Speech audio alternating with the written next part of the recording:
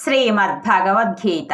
ఓం శ్రీకృష్ణ పరమాత్మనే నమః. 6వ అధ్యాయం ధ్యాన యోగంలోని 23వ శ్లోకం. శ్రీ భగవాన్ ఉవాచ తం విద్యా దుఃఖ సంయోగం వియోగం యోగ సంజితం సనిశ్చయేన యోక్తవ్యో యోగో నిర్వన్న చేతసా.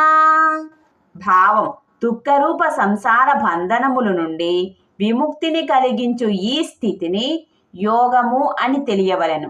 అట్టి యోగమును దృఢమైన ఉత్సాహపూరితమైన అనిర్వన్న చిత్తముతో నిశ్చయముగా సాధన చేయవలెను. ఈ శ్లోక వివరణ: దుఃఖములు కలగడం, దుఃఖముల నుండి విముక్తి కలగడం, ఈ స్థితి నుండి బయటపడడం, ఆత్మానందం కలగడం, ఇవి రెండూ కేవలం ధ్యానయోగం వలననే లభిస్తాయి. ఆ ధ్యానయోగం నిర్మలమైన మనస్సు, నిశ్చలమైన బుద్ధి సాధించాలి అనే పట్టుదల ఉంటేనే సాధ్యమవుతుంది అని శ్రీకృష్ణ పరమాత్మ అర్జునుడితో వివరించెను.